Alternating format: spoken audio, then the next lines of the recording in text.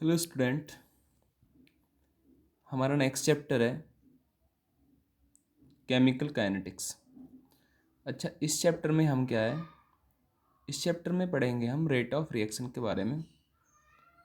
तो chemical kinetics the branch of chemistry deals with the study of rate of reaction and mechanism by which reaction takes place known as chemical kinetics. यानी इस reaction में हम एक तो पढ़ेंगे rate of reaction के बारे में, और दूसरा पॉइंट जो पढ़ना है हमको mechanism by which the reaction takes place, यानी रिएक्शन किस रेट से हो रही है और उसके होने की क्या मैकेनिज्म है, उसे हम पढ़ेंगे केमिकल काइनेटिक्स में।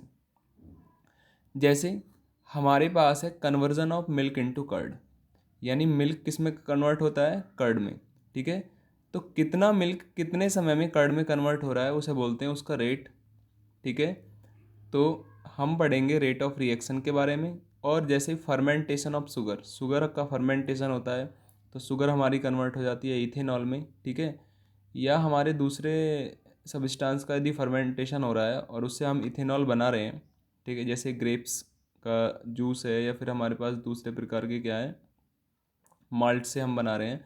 ठीक है, तो there are different way by which we can prepared ethyl alcohol. One of them is fermentation of sugar, उनमें से एक फर्मेंटेशन ऑफ शुगर भी है।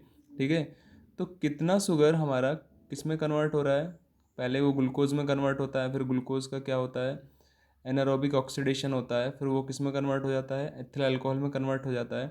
ठीक है, तो कितना हमारा शुगर कितने टाइम में, ठीक है ना, इथेनॉल में कन्वर्ट हो रहा है या ग्लूकोज में कन्वर्ट हो रहा है। ठीक है, इसको क्या बोलते हैं हम, इसको बोलते हैं रेट ऑफ रिएक्शन, यानी कितने समय में कितना हमारा सुक्रोज, ठीक है ना, या फिर हमारा ग्लूकोज या हमारा कन्वर्ट हो रहा है किस में, इथेनॉल में। तो इसको हम क्या है इस चैप्टर के अंदर पढ़ेंगे। और बहुत सारी रिएक्शंस होती हैं जिनको हम क्या है इस चैप्टर के अंदर उनके रेट के बारे में पढ़ेंगे।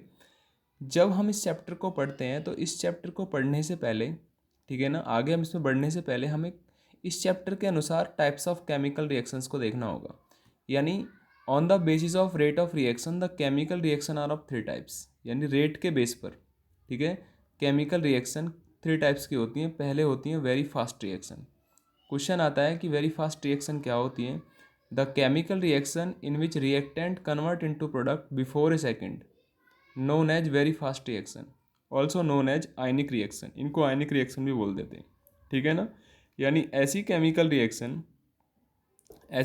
रिएक्शन जिसमें रिएक्टेंट कन्वर्ट होता है प्रोडक्ट में, लेकिन उसे रिएक्टेंट को प्रोडक्ट में कन्वर्ट होने में 1 सेकंड से भी कम समय लगता है। यानी 10⁻⁻⁴ सेकंड में हो गया, 10⁻⁵ सेकंड में हो गया। बिफोर ए सेकंड यदि हमारी क्या है रिएक्टेंट कन्वर्ट हो रहा है प्रोडक्ट में, तो उसे वेरी फास्ट रिएक्शन बोलते हैं। ठीक है, और इनको आयनिक रिएक्शन भी कहते हैं क्योंकि ज़्यादातर ये रिएक्शन आयंस के बीच में होती हैं। ठीक है, जैसे पहला एग्जाम्पल है न्यूट्रलाइजेशन रिएक्शन। न्यूट्रलाइजेशन रिएक्शन क्या होती है कि जब भी किसी स्ट्रॉन्ग एसिड की हम किसी स्ट्रॉन्ग बेस के साथ रिएक्शन कराते हैं तो सॉल्ट और वाटर का फॉर्मेशन होता है।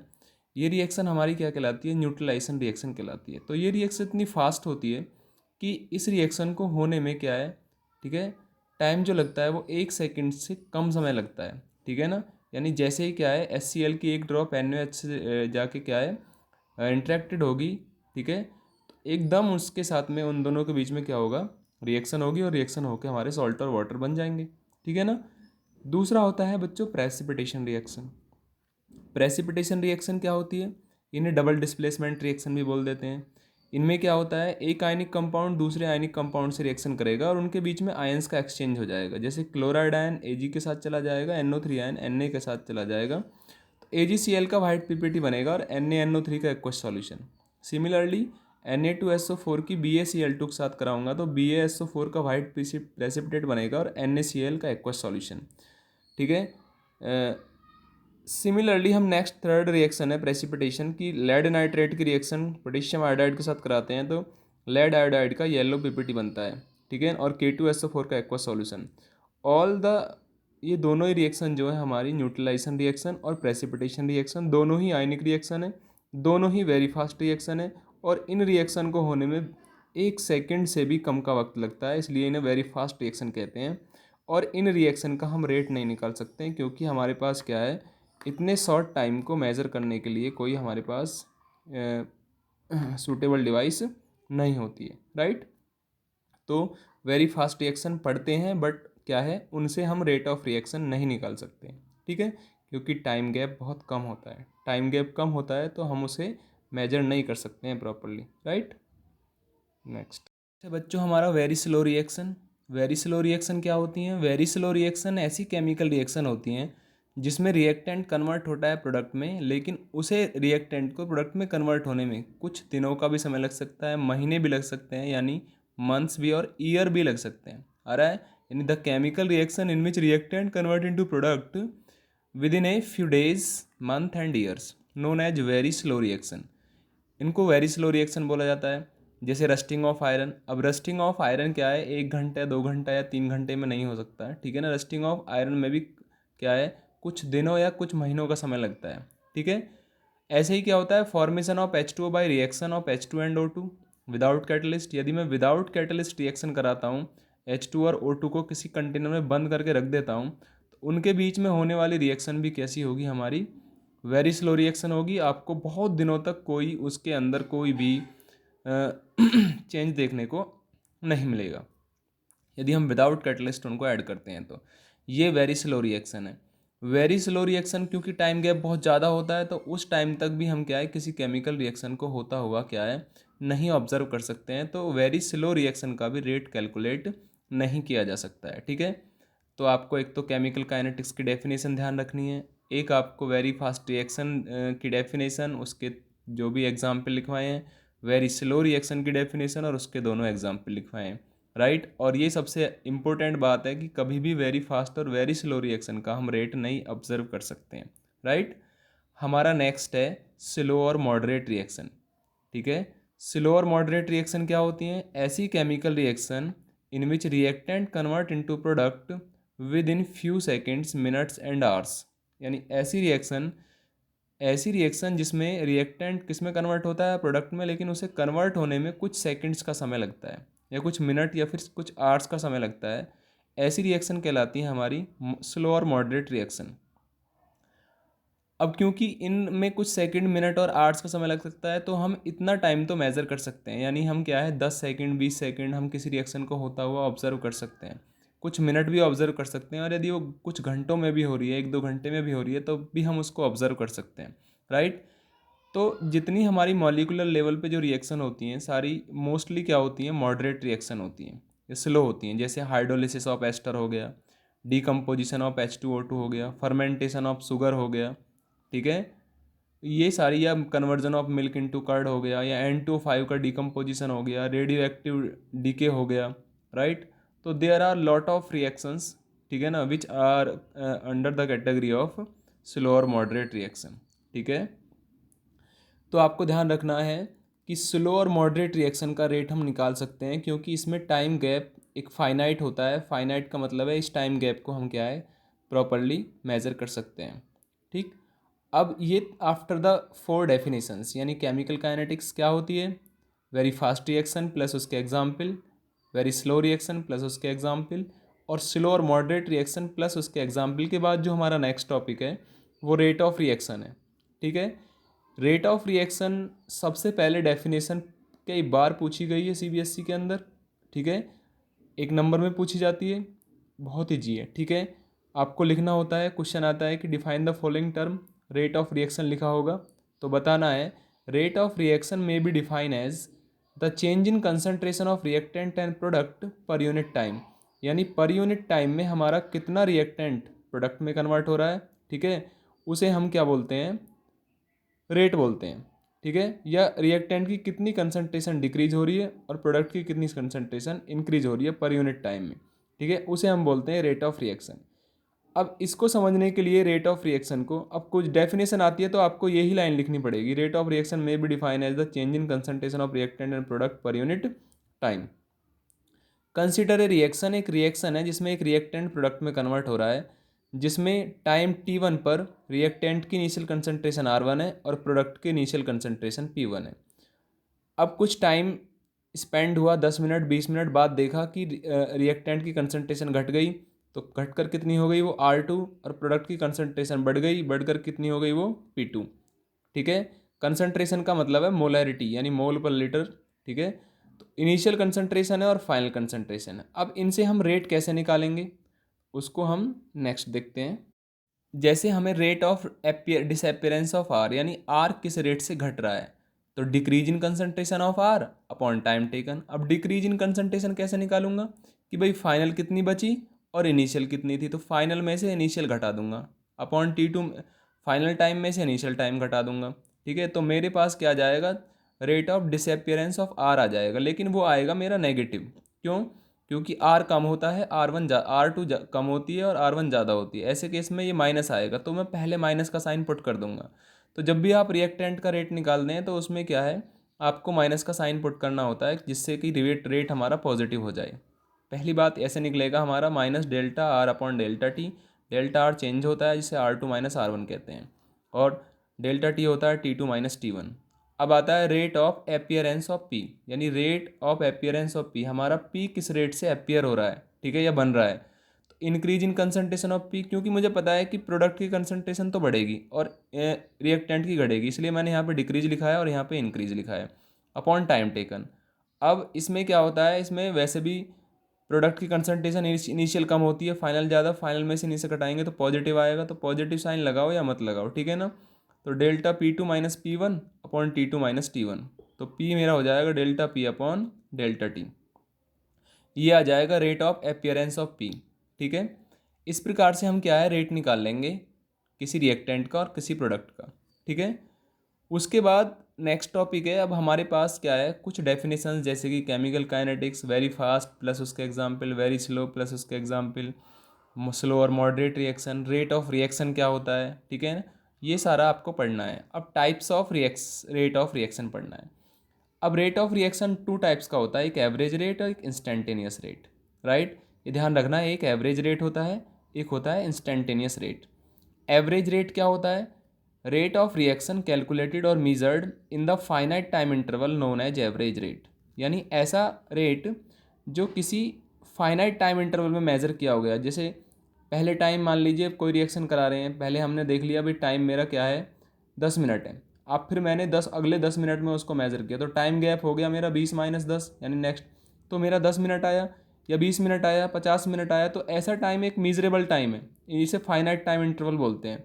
तो जब किसी एवरेज रेट तब बोलेंगे जब हमारा वो रेट, किसी रिएक्शन का रेट फाइनाइट टाइम इंटरवल में कैलकुलेट किया गया हो, यानी 10 सेकेंड 20 सेकेंड 10 मिनट 20 मिनट 1 घंटा, ठीक है ना। तो जब हमारा टाइम किसी rate of reaction finite time interval में कैलकुलेट किया गया तब उसे एवरेज रेट बोलते हैं।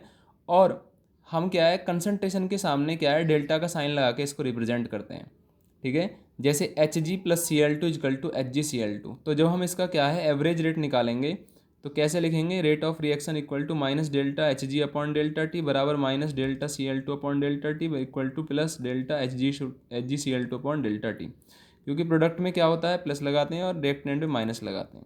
इस प्रकार से मैंने एवरेज रेट निकाल लिया। एवरेज रेट मतलब किसी भी रिएक्शन का रेट जब वो हमें फाइनाइट टाइम इंटरवल में मेज़र किया गया हो, राइट।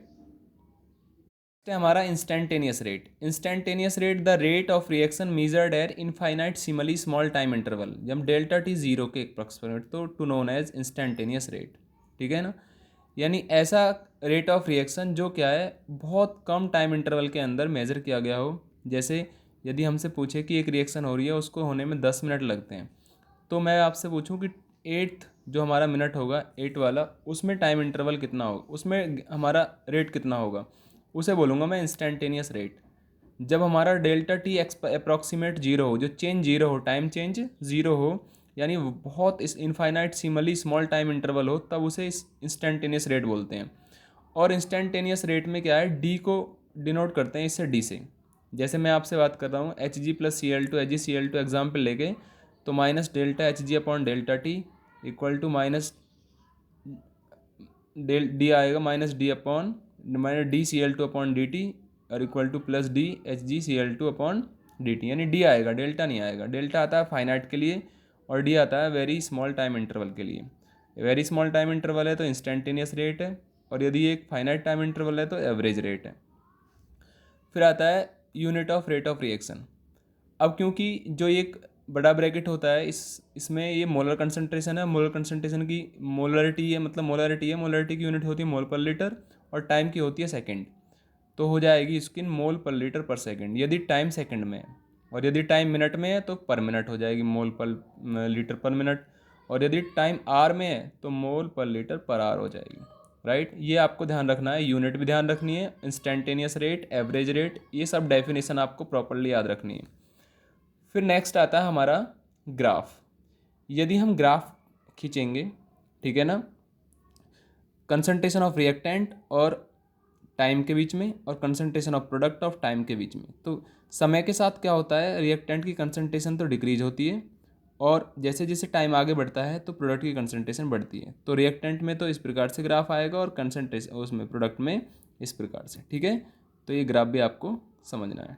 ठीक है, आता है important point two calculate rate of reaction. देखो, जब हम रेट ऑफ रिएक्शन कैलकुलेट करते हैं तो हमें कुछ 3 बातें अच्छी तरीके से पता होना चाहिए, क्योंकि इन बातों के बगैर क्या हम रेट ऑफ रिएक्शन में मिस्टेक कर सकते हैं। पहला होना चाहिए, रेट ऑफ रिएक्शन जब भी आप कैलकुलेट कर रहे हो तो चाहे रिएक्टेंट की टर्म में कैलकुलेट करो चाहे प्रोडक्ट की टर्म में, दोनों की टर्म में रेट ऑफ रिएक्शन कैलकुलेट किया जा सकता है। ठीक। दूसरा, रेट ऑफ रिएक्शन ऑलवेज भी पॉजिटिव, रेट ऑफ रिएक्शन हमेशा पॉजिटिव होता है, इसलिए मैंने क्या काम किया था, रिएक्टेंट का रेट निकाल रहा था, उसमें नेगेटिव साइन पुट कर दिया था। रेट ऑफ रिएक्शन ऑलवेज भी इक्वल, तो रेट ऑफ रिएक्शन के बीच में 3 आप ध्यान रखना चाहिए कि रेट ऑफ रिएक्शन किसी की टर्म में निकाला जा सकता है, चाहे रिएक्टेंट चाहे प्रोडक्ट, और rate of reaction always positive होता है, और रेट ऑफ रिएक्शन हमेशा इक्वल होता है। ठीक है ना, चाहे मैं रिएक्टेंट का निकाल रहा हूँ वो प्रोडक्ट के इक्वल होगा, प्रोडक्ट का निकाल रहा हूँ तो वो रिएक्टेंट के इक्वल होगा। ठीक है, ये बात आपको ध्यान रखनी है, 3 बातें ये ध्यान रखनी है, मोस्ट इम्पोर्टेंट है।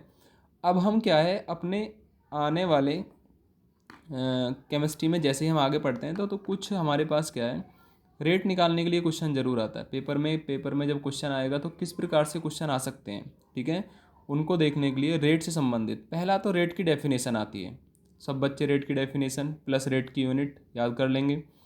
दूसरा, हमको क्या है, कुछ ऐसे रिएक्शंस दे रखी हैं जैसे कि आर मेरा प्रोडक्ट में कन्वर्ट हो रहा है, या फिर ए कोई रिएक्टेंट है वो प्रोडक्ट में कन्वर्ट हो रहा है, तो आपसे पूछेगा ए का रेट रिएक्शन, और रेट ऑफ रिएक्शन आर की टर्म में और रेट ऑफ रिएक्शन ए की टर्म में पूछेगा।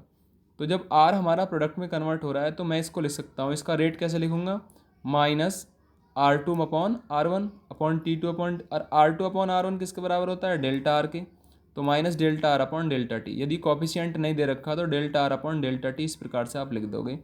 ठीक है ना, और डेल्टा की जगह मतलब है R2 माइनस R1, अब माई रिएक्टेंट तो माइनस का साइन लगा दिया, और ए दे रखा है तो minus delta A upon delta T, और डेल्टा ए क्या है, A2 minus A1 upon T2 minus T1। इस प्रकार से आप क्या है, यदि इस प्रकार की कोई रिएक्शन है तो आप उसका रेट इस प्रकार से लिख सकते हो, ध्यान रखना है, इस प्रकार से आप उसका रेट लिख सकते हो, एवरेज रेट। इंस्टेंटेनियस होगा तो डी आ जाएगी, यहाँ पर भी डी और यहाँ पर भी डी आ जाएगी। ये आपको ध्यान रखना है कि यदि हमें इस प्रकार की कोई रिएक्शन दे रखी है तो इसका रेट मैं ऐसे लिखूँगा। ठीक। अब इस रिएक्शन में क्या है, कुछ चेंज हो सकता है, जैसे दूसरे क्वेश्चन में क्या है कि अब हमें इस रिएक्शन का रेट लिखना है जिसमें कॉफिशिएंट हमारा 2 है, तो कॉफिशिएंट, जब कोई कॉफिशिएंट हो तो कॉफिशिएंट का डिवाइड कर देते हैं जब भी हम रेट ऑफ रिएक्शन निकालते हैं। तो रेट ऑफ रिएक्शन अब कैसे निकलेगा, माइनस, क्योंकि रिएक्टेंट है तो माइनस लगेगा, और कॉफिशिएंट का डिवाइड कर दूंगा 1/2, और इसका लिखा जाएगा delta A upon delta T, और डेल्टा ए हमारा A2 माइनस A1 और delta T T2 minus T1 है, तो minus 1/2 delta A upon delta t. इस प्रकार से क्या है, आप इस यदि कॉफिशिएंट दे रखा है और रिएक्टेंट का ही रेट पूछा है तो आप इस प्रकार से इसका रेट निकाल सकते हैं। राइट, 1 नंबर में क्वेश्चन आता है, आप प्रॉपरली कर सकते हैं इसको। नेक्स्ट है हमारा 4, calculate the rate of given equation. अब की बार हमें एक इक्वेशन है 2A = 3B। अब की बार देखो, ए भी है बी भी है, यानी रिएक्टेंट भी है प्रोडक्ट भी है और उनके कॉफिशिएंट भी हैं। यदि ऐसा है तो फिर आप ऐसे लिखोगे, minus 1/2 delta A upon delta T equal to plus 1/3 delta B upon delta T. ठीक है, क्योंकि मैंने पहले बताया कि रेट ऑफ रिएक्शन आप प्रोडक्ट की टर्म में निकालो या रिएक्टेंट की टर्म में निकालो, दोनों में बराबर आता है। तो रेट ऑफ रिएक्शन एक तो पॉजिटिव होना चाहिए, इसलिए तो मैंने रिएक्टेंट में माइनस का साइन लगा दिया, और रेट ऑफ रिएक्शन इक्वल होना चाहिए, इक्वल करने के लिए मैंने जो रेट ऑफ रिएक्शन आया उसमें उसके कॉफिशिएंट का डिवाइड कर दिया। ठीक है ना, यानी जब रेट ऑफ रिएक्शन निकालोगे तो कॉफिशिएंट का डिवाइड कर दोगे, तो इसमें 2 का डिवाइड किया, इसमें 3 का डिवाइड किया। ये हम ऐसे समझ सकते हैं, मान लो इसकी कंसनट्रेशन हमारे पास है 20 है, इसकी कंसनट्रेशन 20 है। ठीक है ना, या फिर हम कितनी मान लें 40 मान लेते हैं, इसकी कंसंट्रेशन 40 है, ठीक है। तो जब मैं रेट ऑफ रिएक्शन निकालूंगा तो चेंज जो आया 40 का आया अपॉन 2 कर देंगे, ठीक है ना, तो मेरा आया 20, ठीक है। इसकी भी मेरी क्या है, इसकी मेरी 60 है, तो 60 है तो इसमें 3 का डिवाइड कर देंगे, इसका रेट ऑफ रिएक्शन मान लो 60 आया, इसका 40 आया, तो 40 में 2 का डिवाइड करेंगे 20, और 60 में 3 का डिवाइड करेंगे तो फिर भी 20 आएगा। तो रेट ऑफ रिएक्शन बराबर होना चाहिए, ये आपको ध्यान रखना है, ठीक है। उसके लिए जो कोफिशिएंट होता है उसका डिवाइड कर देते हैं और रिएक्टेंट में माइनस लगा देते हैं, ठीक है ना, और किसी की टर्म में निकाला जा सकता है। नेक्स्ट है हमारा क्वेश्चन नंबर 5। क्वेश्चन नंबर 5 हमारे पास कुछ केमिकल रिएक्शंस बुक में दी हुई हैं, एनसीईआरटी बुक हमारी टेक्स्ट बुक जो है उसमें 2HI = H2 + I2 इस रिएक्शन का रेट ऑफ रिएक्शन लिखिए। तो कैसे लिखूंगा, -1/2 delta H upon delta T, ये तो रिएक्टेंट का हो गया, माइनस लगाया है, बराबर कोफिशिएंट था डिवाइड कर दिया, इक्वल टू करेंगे, क्या करेंगे, delta H2 upon delta T plus का साइन लगाएंगे, इक्वल टू करेंगे plus delta I2 upon delta T लगा देंगे। इस प्रकार से हम क्या है इस रिएक्शन का रेट ऑफ रिएक्शन कैलकुलेट कर सकते हैं।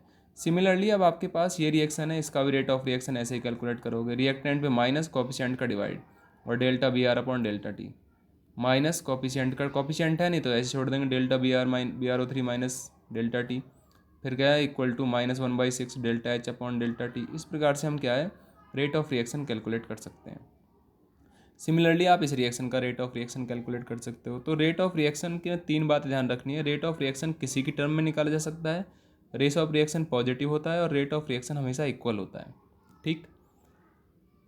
अब ये हो गया हमारा कुछ इंपॉर्टेंट पॉइंट्स और कुछ रिएक्शन और उससे रिलेटेड एग्जाम्पल जो भी हमने रेट्स के बारे में पढ़े हैं। लेकिन कभी कभी हमसे जब कोफिशिएंट हमारे पास दिया होता है और रेट ऑफ डिसअपियरेंस पूछे तो coefficient into rate of reaction करना पड़ता है, ये फार्मूला है, इंपॉर्टेंट फार्मूला है।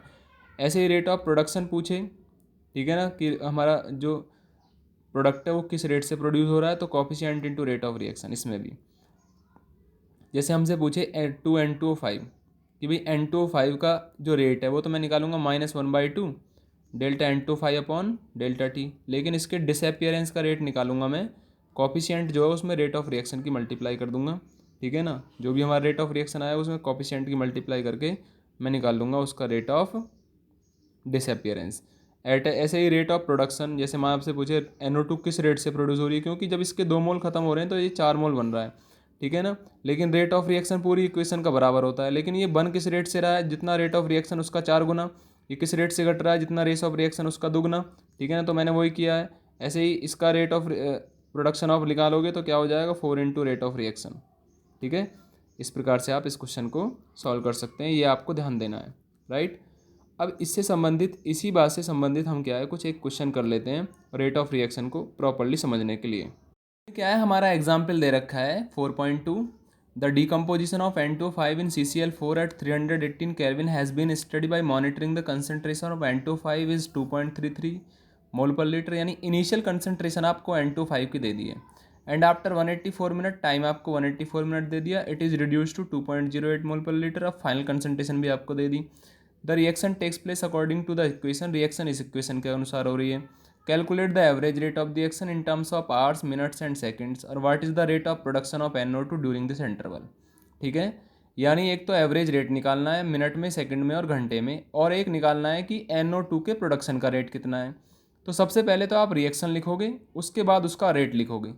रेट लिख दूंगा मैं -1/2 क्योंकि product delta N2O5 delta T equal to +1/4 delta NO2 upon delta T equal to plus delta O2 upon delta T.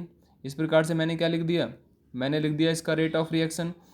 अब मुझे पता है N2O5 की कंसंट्रेशन इनिशियल भी और फाइनल भी मुझे पता है, तो फाइनल में से इनिशियल को घटाकर और मैं -1/2 और टाइम 184 -0 कर दूंगा। तो यहाँ से मेरा क्या है, यहाँ से मैं कैलकुलेट कर लूँगा रेट ऑफ रिएक्शन। तो 6.79 इंटू 10⁻⁻4 मोल पर लीटर पर मिनट हो गया मेरा रेट ऑफ रिएक्शन। उसके बाद आवर में कैलकुलेट करूँगा, 184 में 60 का डिवाइड कर दूंगा, 3.06 आवर्स आ जाएंगे, तो -1/2 final concentration minus initial upon 3.06, तो मेरे पास 7.0407 इंटू 10⁻⁻4 मोल पर लीटर पर आवर आ जाएगा। सिमिलरली मैं सेकंड में भी निकाल लूँगा उसको, ठीक है। सेकंड में 184 में 60 की मल्टीप्लाई करके सेकंड आ जाएंगी, उसका डिवाइड करेंगे तो 1.13 10⁻⁻5 मोल पर लीटर पर सेकंड, राइट। इस प्रकार से ये तो मैंने उसका एवरेज रेट निकाल लिया। लेकिन अब वो बोल रहा है rate of production of NO2। अब क्योंकि रेट ऑफ रिएक्शन NO2 का क्या है, ये है, लेकिन जब प्रोडक्शन निकालते हैं तो 4 की मल्टीप्लाई ROR में कर देते हैं रेट ऑफ रिएक्शन में। रेट ऑफ रिएक्शन मैं इतना निकाल के लाया हूँ क्योंकि जितना जो इसके है, जो इसका रेट ऑफ रिएक्शन है वो इसका भी है और वो इसका भी है, क्योंकि इक्वल होता है सबका। तो रेट ऑफ रिएक्शन मैं इतने ले आया हूँ और मल्टीप्लाई यदि 4 की मल्टीप्लाई कर दी जो मेरा 1/4 था, तो मेरे पास इसका क्या आ जाएगा, रेट ऑफ प्रोडक्शन आ जाएगा। तो रेट ऑफ प्रोडक्शन वाले टर्म में क्या है, कॉफिशिएंट नहीं लाते हैं और उसकी मल्टीप्लाई इस प्रकार से लिखते हैं। तो ये आ गया मेरा rate of production of NO2, यानी NO2 जितना रेट है ना उसका 4 गुना रेट से बन रही है, ठीक है। और N2O5 जितना रेट ऑफ रिएक्शन है उसके 2 गुने रेट से घट रही है, ठीक है। और O2 उतने ही रेट से बन रही है जितना रेट ऑफ रिएक्शन है, क्योंकि इसका कोई कॉफिशिएंट नहीं है। ये बात आपको ध्यान रखनी है, ये इंपॉर्टेंट क्वेश्चन है, मोस्ट इंपॉर्टेंट क्वेश्चन है। आप इसको दोबारा रिवाइज कर लेंगे, राइट। अब हमारा नेक्स्ट है इन टेक्स्ट क्वेश्चन 4.1 और 4.2। इन टेक्स्ट क्वेश्चन 4.1 में हमें बोला है कि एक रिएक्शन है जिसमें एक रिएक्टेंट कन्वर्ट हो रहा है प्रोडक्ट में, और the concentration of reactant change from 0.03 mole per litre to 0.02 mole per litre in 25 minute. Calculate the average rate of reaction using unit of time both in minute and second. सबसे पहले आप reaction लिखोगे और reaction को देख के उसका rate लिख लोगे। तो मैंने वो हमसे पूछा है केवल रिएक्टेंट की ही कंसंट्रेशन दे रखी है, तो रिएक्टेंट की टर्म में रेट लिख लेंगे। तो रेट हो जाएगा minus delta R upon delta T equal to minus R2 minus R1 upon T2 minus T1। तो R2 मेरा फाइनल कंसंट्रेशन 0.02 है, इनिशियल 0.03 है, माइनस कर दूंगा फाइनल में से इनिशियल अपॉन 25 माइनस 0, माइनस का साइन आगे लेते हैं क्योंकि रेट ऑफ रिएक्शन को पॉजिटिव करना होता है। तो माइनस माइनस क्या, माइनस ये बचा मेरा 0.01, माइनस माइनस में हो जाएगा प्लस, तो 0.01 अपॉन 25, यानी आंसर आ गया 4.0 इंटू 10⁻⁴ मोल पर लीटर पर मिनट। और यदि यही चीज़ हमें सेकंड में निकालनी हो तो 25 इंटू 60 कर दूंगा, और करने के बाद जब कैलकुलेट कर दूंगा 6.67 इंटू 10⁻�6 मोल पर लीटर पर सेकंड। यानी इसमें हमें इनिशियल कंसंट्रेशन दे रखी है, फाइनल दे रखी है और मिनट दे रखा है। तो सबसे पहले मैं रेट लिख लूँगा, रेट को रिप्रेजेंट कर दूंगा। R2 और R1 दे रखी हैं, T2 और T1 दे रखी हैं, वैल्यू पुट करके आंसर आ जाएगा, एक बार मिनट में एक बार सेकंड में। सिमिलरली हमारे पास क्वेश्चन क्या है 4.2 है, इसमें रिएक्शन दे रखी है 2A इक्वल टू प्रोडक्ट। मैं पहले ही बता चुका हूँ, यदि इस प्रकार से हमें क्या दे रखी हो रिएक्शन, ठीक है, तो हम उसका रेट कैसे लिखेंगे, -1/2 जो कॉफिशिएंट होता है नीचे आ जाता है, A2 minus A1 upon T2 minus T1। अब हमें A1 दे रखा है 0.5 और A2 दे रखा है 0.4, तो A2 में से A1 घटाना है, तो 0.4 में से 0.5 घटाना है, तो माइनस का 0.1 बचेगा। नीचे हमारा टाइम मेरा मिनट में है, यदि मेरा टाइम मिनट में है, ठीक है ना, तब तो मेरा आंसर आ जाएगा 0.05 मोल पर लीटर पर मिनट। और यदि मैंने सेकंड कर दिया तो मेरा आंसर आएगा 8.3 इंटू 10⁻⁵ मोल पर लीटर पर सेकंड। लेकिन NCERT में हमें ये आंसर दे रखा है, मतलब हमें यह क्या है 60 नहीं रखना है, केवल 10 रखना है। और 10 रखना है, जब हम इसको सॉल्व करके लाएंगे तो जो हमारा आंसर होगा वही हमारा क्या है, रेट ऑफ रिएक्शन आ जाएगा और मिनट में आ जाएगा, ठीक है ना।